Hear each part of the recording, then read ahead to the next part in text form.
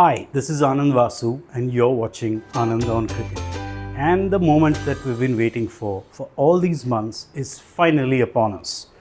The 50 over World Cup, ICC World Cup at home in India. Now, this is an important tournament in many ways because the 50 over format has been fading out. It's the least favored of the three formats, and there's no getting away from that.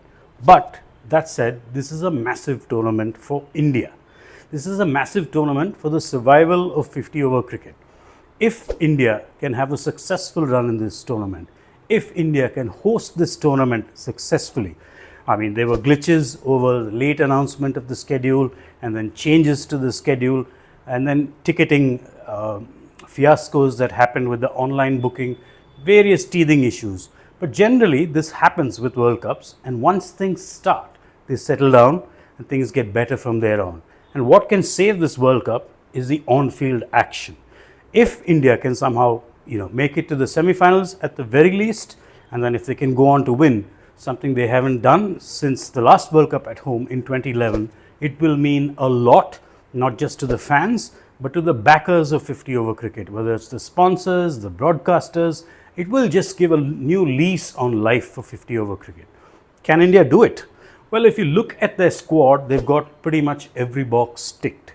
The only two players they're missing from when they started planning 2 years ago are Rishabh Pant, who had that horrific car crash, and we just should count our lucky stars that he's back on his feet and getting back to cricket again.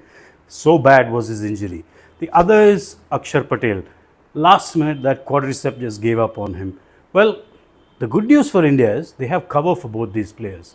In terms of Rishabh Pant, you've got Shreyas Iyer batting at 4 and you've got KL Rahul batting a little lower down the order and also keeping wickets. Between these two players, they do make up for the difference that Rishabh Pant would have made at number 4. As for Akshar Patel, his replacement was a bit of a surprise with Ashwin coming in. Now, our Ashwin gives you a lot on turning tracks, but he can also be very effective if it's just a slow track, or one that's sluggish for batting, and you have to outthink batsmen through the air and using your variations and your skills.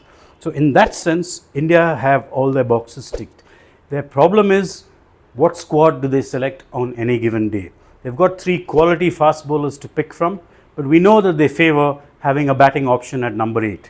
Now that could be Shardul Thakur on some days, it may be Ashwin on some days, and you never know, if they get a really spicy surface, you might see all 3 fast bowlers play at the same time.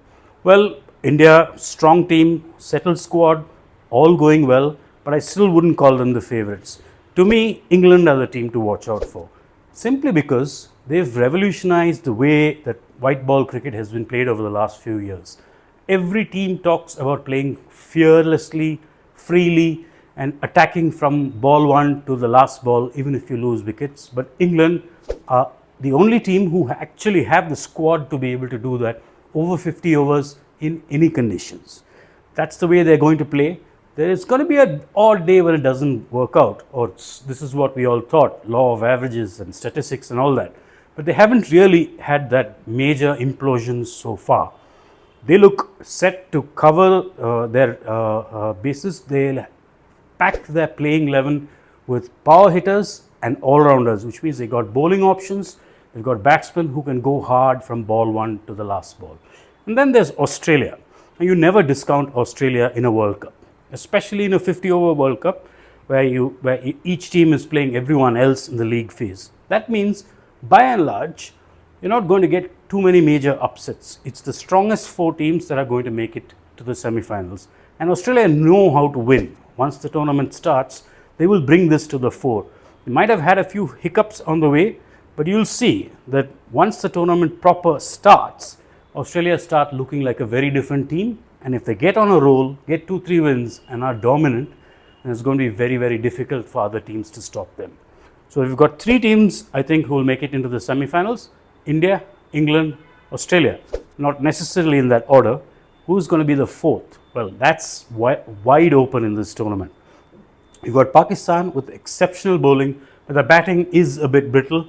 I think they realize that. They do depend a lot on Babar Azam, and even when he does score, he's not the kind of explosive batsman. He'll score at a good clip, but he's not going to take the game away all by himself. New Zealand always punch above their weight in 50 over tournaments, but they don't have that X factor that will intimidate opposition teams. South Africa, much the same, except that they don't punch above their weight. They do well up to a point, and then we know what happens. They've not won a 50 over World Cup so far, and there's some very good reasons for that. That leaves us with Sri Lanka, who I think have an outside chance, although they are without some of their main frontline bowlers. And their batting is far from settled as well. They're trying an approach with Dimuth Karunaratne, with Kusal Mendes, with Kusal Perera.